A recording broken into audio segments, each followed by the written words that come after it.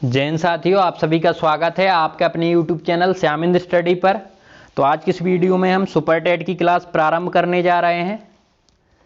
जिन लोगों को यूपी का अध्यापक बनना है वो मेरे चैनल को सब्सक्राइब कर लें, चैनल से जुड़ जाएं, बेल आइकन प्रेस कर लें। एकदम शुरू से तैयारी कराएंगे, एकदम शुरू से। और आज का जो टॉपिक रहेगा हमारा वर्तमान भारतीय समाज एवं प्रारंभिक शिक्षा, जो शिक्षण कौशल से संबंधित है। ये शिक्षण कौशल वाला पोर्शन ये 10 नंबर का आना है। शिक्षण कौशल वाला पोर्शन आपका, जिसमें ऐसे देखो चैप्टर कौन कौन रहेंगे। शिक्षण की विधियां एवं कौशल, ये सीटेट में पढ़ा हम लोगों ने। शिक्षण अधिगम के सिद्धांत, ये डीएलएड में पढ़ा। पूरी की पूरी बुक है वर्तमान भारतीय समाज एवं प्रारंभिक शिक्षा, ये भी डीएलएड में पढ़ा, पूरी की पूरी बुक है। समावेशी शिक्षा, ये भी सीटेट में पढ़ा हम लोगों ने। प्रारंभिक शिक्षा के नवीन प्रयास, ये डीएलएड से पूरी पूरी बुक है। शैक्षिक मूल्यांकन एवं मापन, ये सीटेट में पढ़ा। आरंभिक पठन कौशल, ये पूरी पूरी बुक है डीएलएड में। शैक्षिक प्रबंधन एवं प्रशासन, ये भी पूरी पूरी बुक है।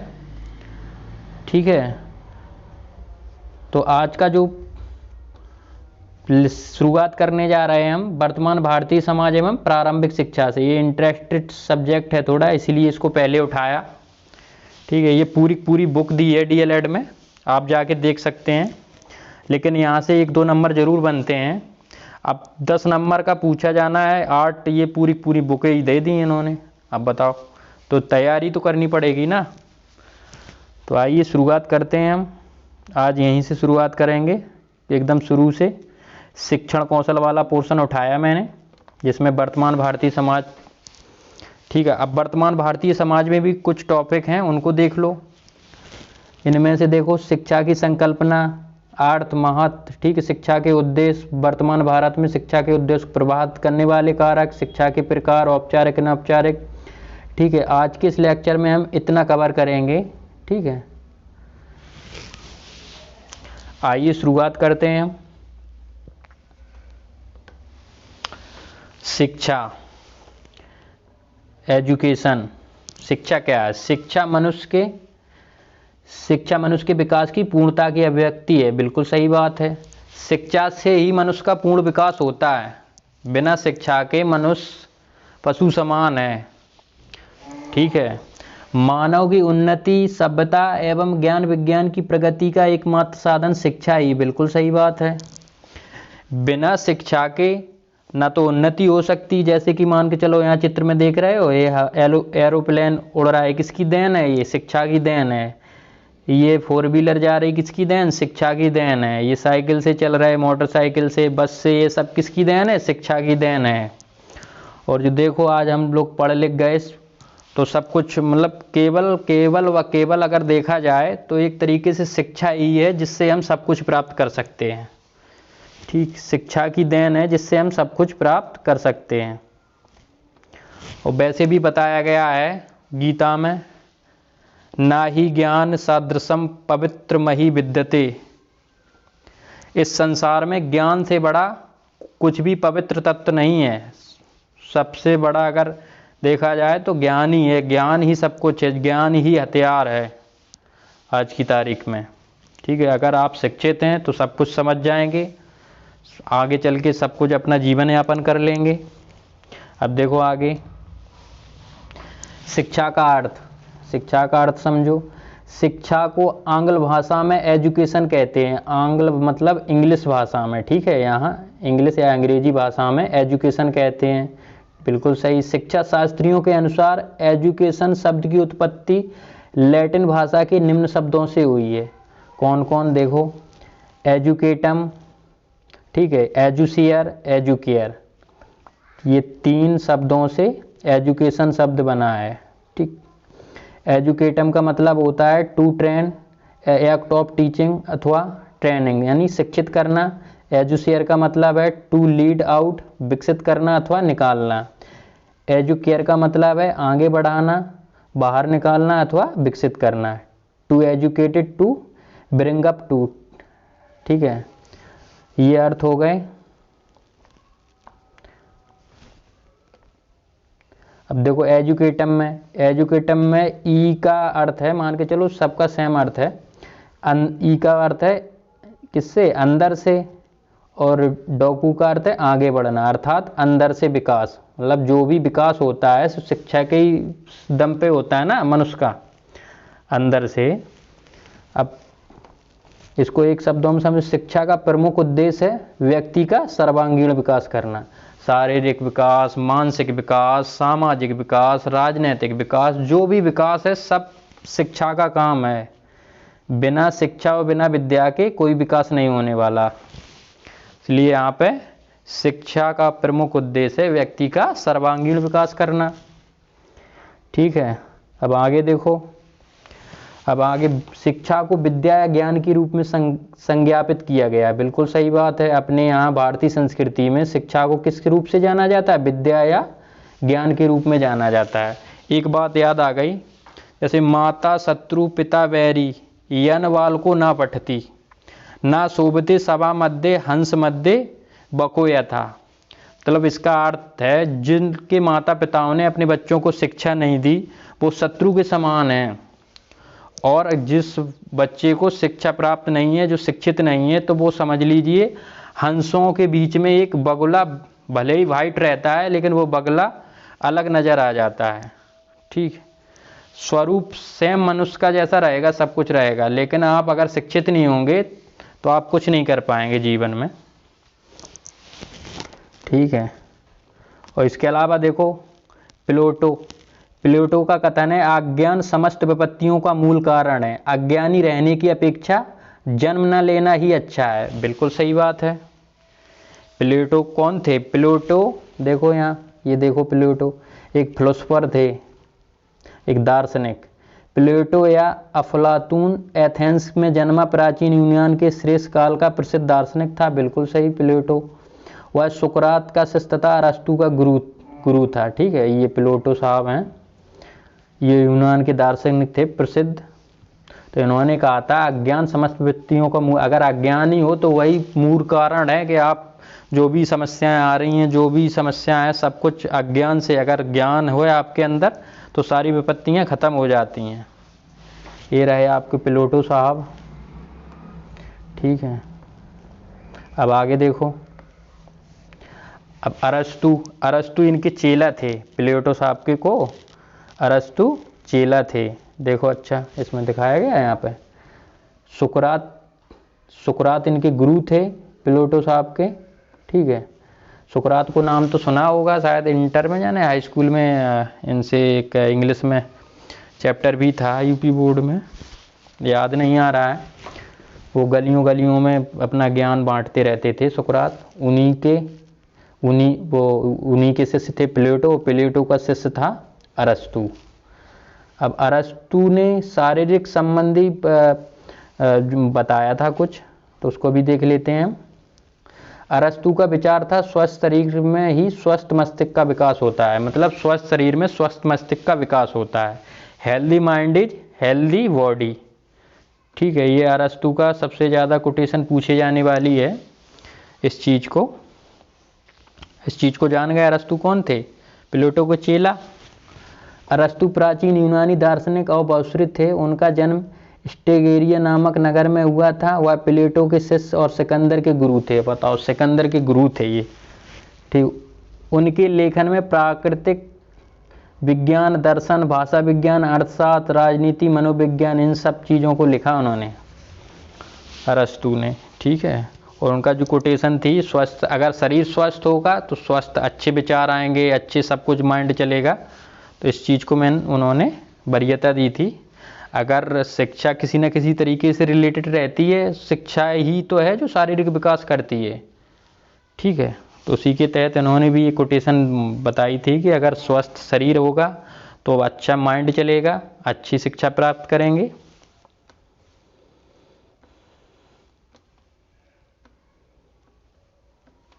अब देखो आगे। अब आगे हमारे विचारक कौन है? Herbert Spencer. शिक्षा का एकमात्र उद्देश्य हमें वह क्षमता प्रदान करना है जिसके द्वारा हम पूर्ण जीवन व्यतीत कर सकें। बिल्कुल सही बात है। बिल्कुल बिल्कुल सही बात है। शिक्षा का एकमात्र उद्देश्य है कि जिससे हम अपना पूरा जीवन व्यतीत कर सकें। बिल्कुल सही है। किसने कही? हर्बर्ट स्पेंसर ने कही इस बात को। शिक्षा ही तो है, अगर हम पढ़ लिख जाते हैं, ज्ञान प्राप्त कर लेते हैं, तो उससे हम अपना जीवन आराम से व्यतीत कर सकते हैं। और नहीं पढ़े लिखे तो बस खेलो गोली फिर का। हर्बर्ट स्पेंसर के बारे में कुछ जान लो। हर्बर्ट स्पेंसर विक्टोरिया काल के एक अंग्रेजी दार्शनिक, जीव वैज्ञानिक, समाजशास्त्री, प्रसिद्ध पारंपरिक उदारवादी राजनैतिक सिद्धांतकार थे। विक्टोरिया काल के ये दार्शनिक थे, अंग्रेजी दार्शनिक। ये रहे हर्बर्ट स्पेंसर। इनकी भी कोटेशन आनी है, इस चीज़ को थोड़ा ध्यान रखना है। बाकी आप देख के बिल्कुल कंटेंट एकदम मस्त है। अब देखो आगे, ज्ञान ही स्वर्ग तक की उड़ान में पंखों का आधार है। बिल्कुल सही बात। ये किसने कही? शेक्सपियर ने। ज्ञान से ही हम चाहे कहीं भी उड़ सकते हैं। अब जैसे बताया था शुरुआत में, जो फ्लाइट आसमान में आज उड़ रही है वो किसकी देन है? ज्ञान की तो देन है। वही बात शेक्सपियर ने कही है, ज्ञान ही स्वर्ग तक की उड़ान में पंखों का आधार है। ज्ञान से ही हम स्वर्ग तक पहुंच सकते हैं। बिना ज्ञान के ना तो हमें स्वर्ग मिलेगा ना मोक्ष मिलेगा, कुछ नहीं मिलने वाला। इसलिए ज्ञान, शिक्षा ये बहुत ज़रूरी है। ठीक है। विलियम शेक्सपियर अंग्रेजी की कवि और काव्यात्मक विद्वान, नाटककार, अभिनेता। ठीक है। उनके नाटकों का लगभग सभी प्रमुख भाषाओं में अनुवाद हुआ है। जो शेक्सपियर थे ये एक अंग्रेजी के कवि थे, नाटककार भी थे, अभिनेता भी थे। इन्होंने कहा था ज्ञान से ही हम स्वर्ग तक जा सकते हैं।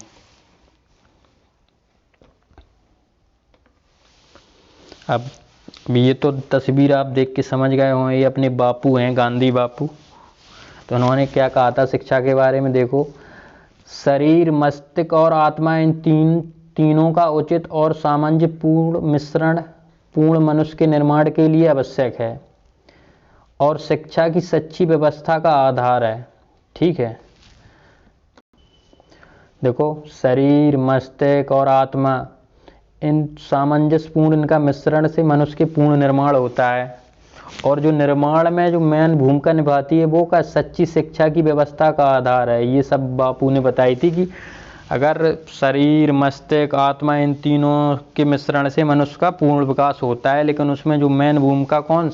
सच्ची शिक्षा निभाती है। ठीक है। इस चीज़ को समझो, ये सब इम्पोर्टेंट हैं। अगला देखो, डॉक्टर बाबा साहेब भीमराव अंबेडकर का कहना था कि शिक्षा सामाजिक परिवर्तन का माध्यम है। बिल्कुल सही बात है। बाबा साहब अंबेडकर थे संविधान के रचयिता। उन्होंने बताया था कि शिक्षा सामाजिक परिवर्तन का माध्यम है। जो कुछ भी आज समाज में परिवर्तन हुआ है, आप पहले चले जाना, इसके पहले अपने जो बाबा और थे, बुजुर्ग थे, ठीक है, दादा, और उनसे पूछना वो कैसे जीवन जीते थे। वो सब परिवर्तन किसका देन है? वो सब शिक्षा ही का तो देन है। आज हम जो आगे बढ़ रहे, अबे आज के 15-20 साल पहले मोबाइल वगैरह जी कहीं कुछ नहीं थे। ठीक है ना, तो ऑनलाइन जी शिक्षा थी जो आज हम कर रहे हैं प्राप्त। तो सब किसका देन है? वो समाज परिवर्तन का, जो भी परिवर्तन हो रहा है समाज में, वो सब शिक्षा का देन है। इसी बात को कहा है बाबा साहब अम्बेडकर ने। समय आने पर भूखे रहो लेकिन अपने बच्चों को पढ़ाओ। ये भी कही, भले ही भूखे रह लो लेकिन बच्चों को ज़रूर पढ़ाओ। इस चीज़ को इन्होंने सबसे ज़्यादा वरीयता दी। डॉक्टर बाबा साहब अम्बेडकर के मुताबिक प्रत्येक छात्र को अपने चरित्र का निर्माण प्रज्ञाशील, करुणा, विद्या और मैत्री, इन पंच तत्वों के आधार पर करना चाहिए। बिल्कुल सही बात है। प्रज्ञाशील, करुणा और विद्या, इन मैत्री, इन पंच तत्वों के आधार पर करना चाहिए प्रत्येक छात्र को अपने चरित्र का निर्माण। तो ये भी इम्पोर्टेंट है। ठीक है। ये हैं बाबा साहेब अम्बेडकर। अब अगला देखो। अब देखो जो महत्वपूर्ण पॉइंट हैं, शिक्षा विकास की प्रक्रिया है। बिल्कुल सही बात है। शिक्षा से ही विकास होता है ना। शिक्षा सचेतन प्रक्रिया है। अब तो ऐसा तो है नहीं नींद में शिक्षा प्राप्त कर लें, सचेत होकर शिक्षा प्राप्त की जाती ना। शिक्षा आजीवन चलने वाली प्रक्रिया है, बिल्कुल सही बात है। शिक्षा आजीवन चलती रहती है किसी न किसी रूप में। आज कुछ सीखा तो कल कुछ सीखेंगे, ये भी नहीं रहता कि उस पहले से प्री प्लान कर लें। जैसे कि मान के चलो आज हम जा रहे हैं कहीं, ठीक है, रास्ते में हमको कुछ मिल गया, मान ली शेर मिल गया, तब उससे बचने के लिए हमने क्या क्या किया, उस चीज़ को हम जान गए, मैं बच गया किसी तरीके से, तो वो एक शिक्षा रूपी हम समझ गए ना।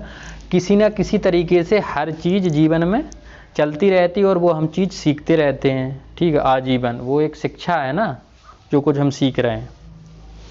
शिक्षा एक गतिशील प्रक्रिया है, बिल्कुल, जब जीवन भर चलेगी तो गतिशील तो होगी। शिक्षा एक द्विमुखी प्रक्रिया है, बिल्कुल सही बात। शिक्षा एक त्रिमुखी प्रक्रिया है, ये जॉन डीवी साहब ने बताई थी। त्रिमुखी प्रक्रिया मतलब जिसमें टीचर, बालक और विद्यालय, तीन चीज़ों को रखा था उन्होंने। और इसके अलावा शिक्षा अनुभवों के पुनर्गठन एवं पुनर्रचना की सतत प्रक्रिया है। शिक्षा अनुभवों के पुनर्गठन पुनर्रचना की सतत प्रक्रिया है, बिल्कुल सही बात है, ठीक है। ये इम्पोर्टेंट पॉइंट हैं, इनको देख लेना। इसके अलावा आप देखो शिक्षा के कार्य, शिक्षा के कार्य क्या क्या हैं समझ लो, बाकी समझ तो गए। मेन का कार्य है कि पूर्णता की अभिव्यक्ति, मतलब पूर्ण विकास, सब कुछ शिक्षा की देन है।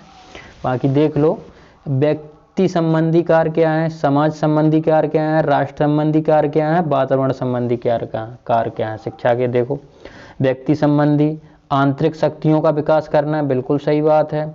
आंतरिक शक्तियों का जो विकास होता है किससे होता है, वो शिक्षा के द्वारा होता है। संपूर्ण व्यक्तित्व का विकास, बिल्कुल सही बात है, जो अभी बताए। भावी जीवन की तैयारी करना, ये भी किसकी, शिक्षा का कार्य है। नैतिक उत्थान, नैतिकता किसके अनुरूप आती है, शिक्षा के। मानवीय गुणों का विकास करना, ये भी शिक्षा से संबंधित है। जो भी गुण और अवगुण तो अशिक्षा से आते हैं, जो भी गुण मानवीय गुण होते हैं, मानवीय नियम होते हैं, वो किससे आते हैं, शिक्षा के द्वारा। आत्मनिर्भर भी शिक्षा बनाती है व्यक्ति को, ठीक है। आवश्यकता की पूर्ति में सक्षम बनाना, ये भी शिक्षा का काम है। जन्मजात प्रकृतियों में सुधार, बिल्कुल सही बात है। जो छोटे में बच्चा रो के अपना काम चलाता है, रो के उसकी माता समझ जाती है कि रो रहा है बच्चा, पक्का भूखा होगा, लेकिन इसके बाद वो भाषा बोलने लगता है, किसका काम है, ये शिक्षा का काम है ना। शिक्षा ही से तो हुआ ये सब कुछ, ठीक है। अब इसमें देखो समाज संबंधी क्या क्या है। समाज संबंधी, समाज नियमों का ज्ञान, बिल्कुल, सामाजिक नियम शिक्षा ही द्वारा प्राप्त होते हैं। प्राचीन साहित्य का ज्ञान, जो साहित्य का ज्ञान भी शिक्षा ही से, जब हम पढ़े लिखे होंगे तभी तो हम साहित्य को जानेंगे। कुरीतियों का आवरण में सहायक, बिल्कुल, जो कुरीतियाँ चली आ रही हैं, पहले सती प्रथा थी अपने समाज में, ठीक है, तो सब किस कारण हुआ, शिक्षा, पढ़े लिख गए, समझने लगे सब बेकार की चीज़ें हैं, तो हटाया गया समाज से इन कुरीतियों को। सामाजिक भावना का विकास, बिल्कुल सही है, ये भी शिक्षा द्वारा होता है। सामाजिक उन्नति में सहायक, बिल्कुल, जब व्यक्ति का विकास हो जाएगा तो समाज का विकास होगा, समाज का होगा तो देश का होगा, ठीक है। धर्मों के विषय में, बिल्कुल, शिक्षा के द्वारा ही समाज में जो भी धर्म होते हैं, हिंदू, मुस्लिम, सिख, ईसाई, शिक्षा के द्वारा तो हम जानते हैं। उदार दृष्टिकोण, बिल्कुल, जो भी उदार दृष्टिकोण रहता है, दया का भाव, ये सब क्या शिक्षा की देन है। राष्ट्र संबंधी क्या है, देखो, राष्ट्र संबंधी कार्य, भावात्मक एकता, बिल्कुल, एकता शिक्षा ही तो भावात्मक एकता बनाए रखती है ना। कुशल नागरिक, शिक्षा के द्वारा, बिल्कुल। राष्ट्रीय विकास भी शिक्षा के द्वारा होता है। राष्ट्रीय एकता भी शिक्षा, जब पढ़े लिख जाएंगे, जब जहाँ समझने लगते हैं कि हाँ ज्ञान सच्चा सब कुछ, तो उसके जरिए से राष्ट्रीय एकता बनाते हैं कि हमारे देश पे कोई हमला ना कर दे, सब मिलके। और सार्वजनिक हित संबंधी कार्य, बिल्कुल सही, शिक्षा के द्वारा होते हैं। राष्ट्रीय आय संबंधी कार्य, बिल्कुल शिक्षा। राष्ट्रीय अनुशासन, ये भी शिक्षा ही को देन है। जो राष्ट्रीय गान में हम लोग सावधान बना के खड़े हो जाते हैं जी, अब ना ही जिसे मालूम ना हो, जब भैंस चराने वाला हो, अब राष्ट्रीय गान हो रहा हो तो वो थोड़ी खड़े होगा, वो तो अपनी भैंस से आके चला जाएगा।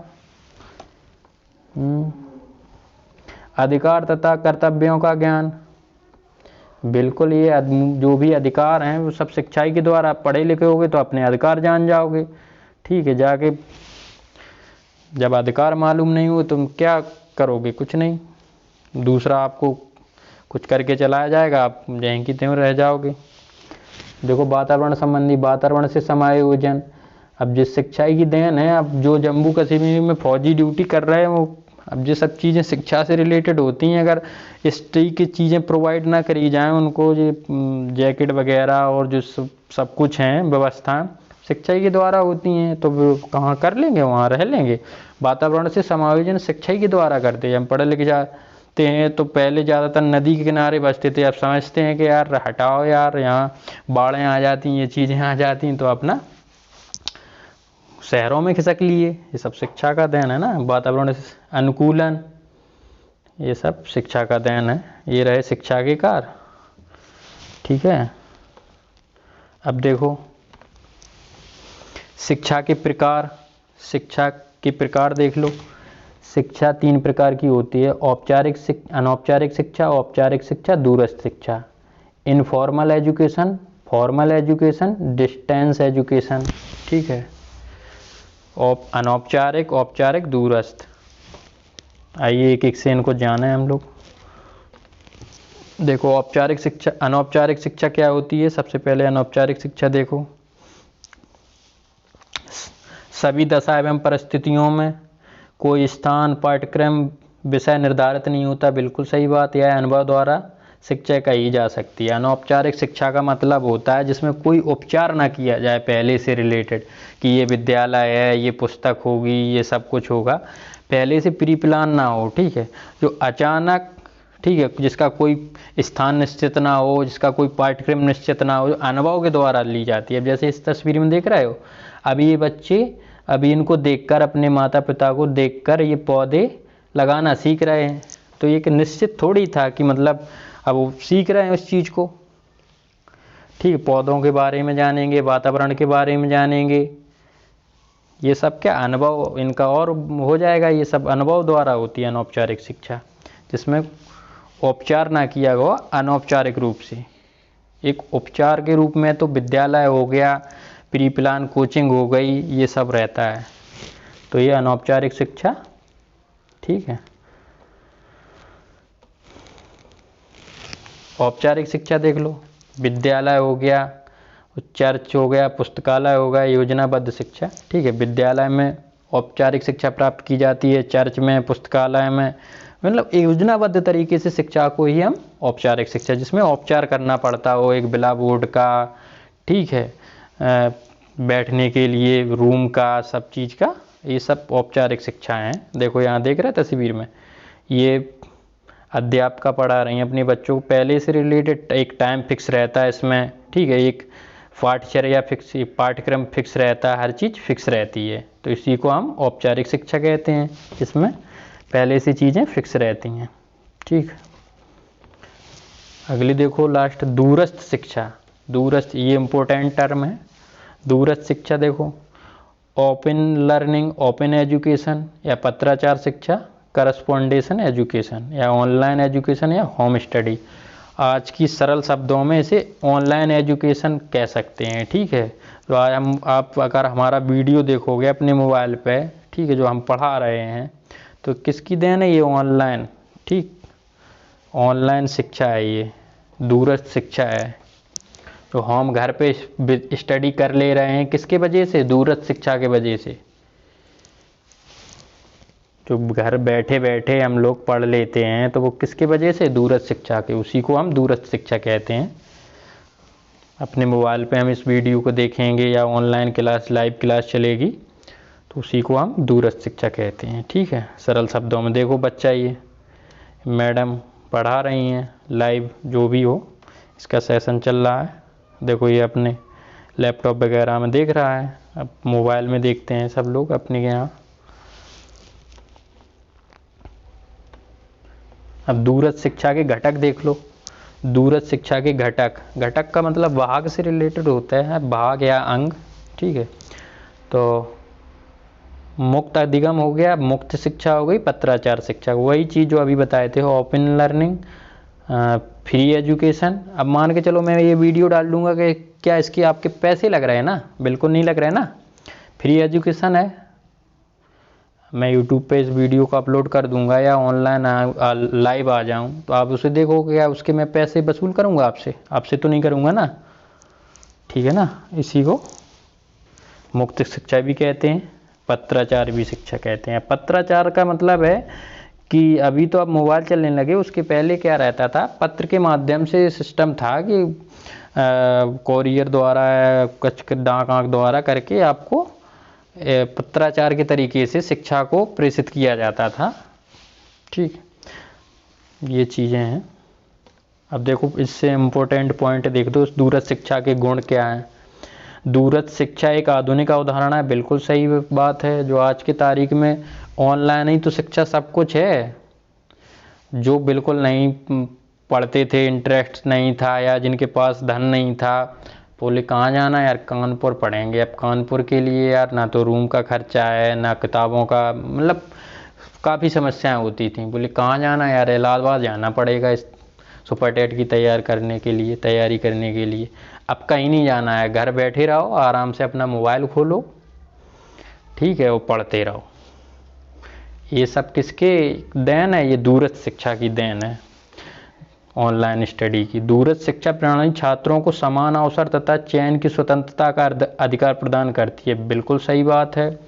अब इसमें छात्रों का समान अवसर है, कब ये तो होगा नहीं कि अकेले एक व्यक्ति के लिए मैं ये वीडियो बना रहा हूँ, तुम भी देखो, कोई दूसरा तुम्हारा मित्र भी देखेगा, ठीक है। निसंदेह औपचारिक शिक्षा समाज के एक वर्ग तक ही सीमित रही। जो औपचारिक शिक्षा थी, जो वैदिक काल में या उसके पहले आप जाना, अभी आगे देखेंगे, तो उस टाइम पे क्या नाम, ब्राह्मण, क्षत्रिय, वैश्य, इन लोगों को शिक्षा दी जाती थी, या समझ लो जो थोड़े अमीर टाइप के होते थे उन तक शिक्षा का पहुंचती थी, अपने बुजुर्गों से पूछना।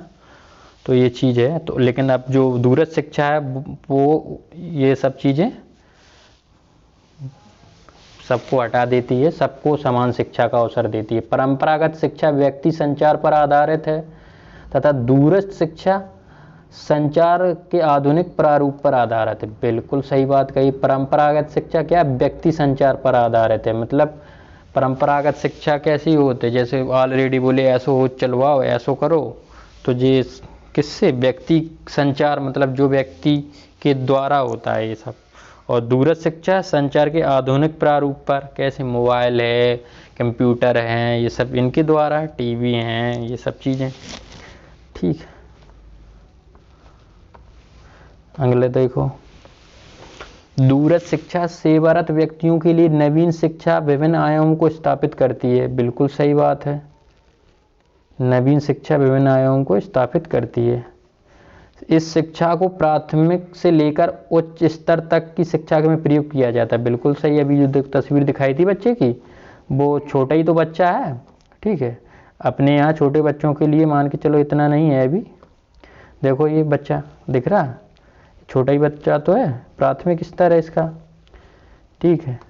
अपने यहाँ तो अभी बच्चे ऑफलाइन ही जाते हैं क्लास में, लेकिन विदेशों में कहीं कहीं ज़्यादा डेवलप है, या अपने यहाँ भी कहीं है, जैसे दिल्ली है और जो काफ़ी बड़े शहर हैं वहाँ अभी है ये सब चीज़ें।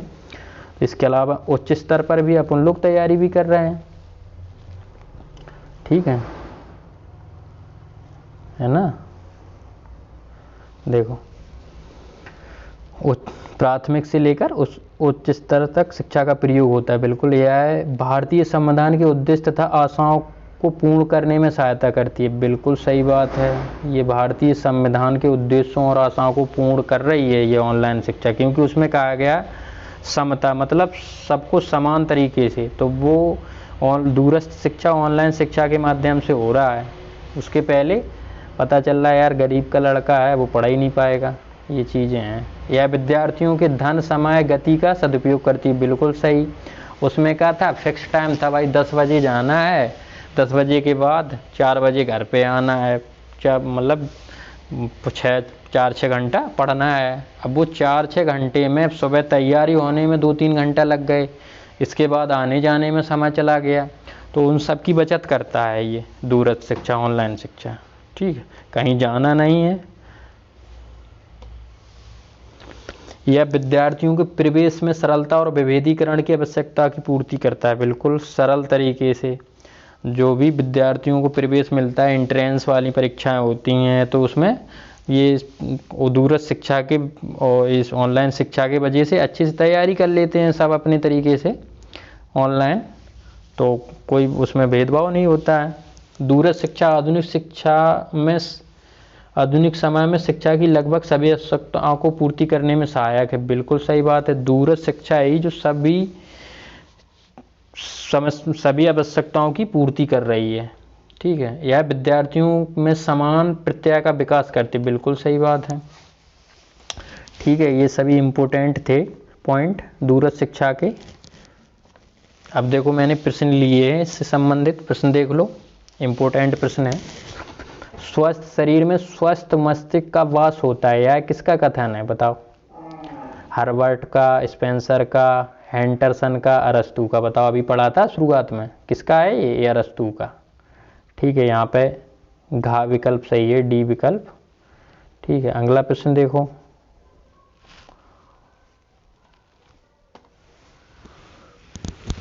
शिक्षा का उद्देश्य नहीं है, क्या नहीं है? देखो, चारित्रिक विकास, ज्ञान अर्जन, व्यवसायीकरण, अंतर्निहित शक्तियों का विकास। देखो, चारित्रिक विकास, सॉरी कभी कभी कहना है, इसके ये तो शिक्षा ही के द्वारा होता है। जो भी चरित्र का विकास होता है किससे? शिक्षा ही से तो करते हैं हम। ठीक है ना, तो ये तो सही बात है। शिक्षा का उद्देश्य चरित्र का विकास करना होता है। ज्ञान अर्जन भी हम शिक्षा के द्वारा करते हैं। ठीक है, व्यवसायीकरण नहीं होना चाहिए शिक्षा का। आजकल तो खैर हो रहा है ज़्यादातर, लेकिन व्यवसायीकरण नहीं होना चाहिए। ठीक है, यहाँ पे उद्देश्य नहीं है, क्या नहीं है? व्यवसायीकरण। ये विकल्प सही हो जाएगा यहाँ पे। निगेटिव का भाई, निगेटिव।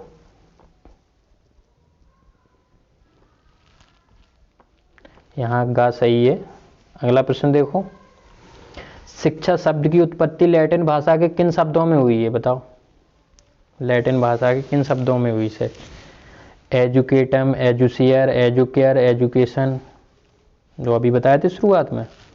क्या था उसमें? एक एजुकेटम था, एजुसियर था, एक एजुकेयर था। ठीक है, अब देखो इसमें कौन सा विकल्प है? पहला, दूसरा, तीसरा।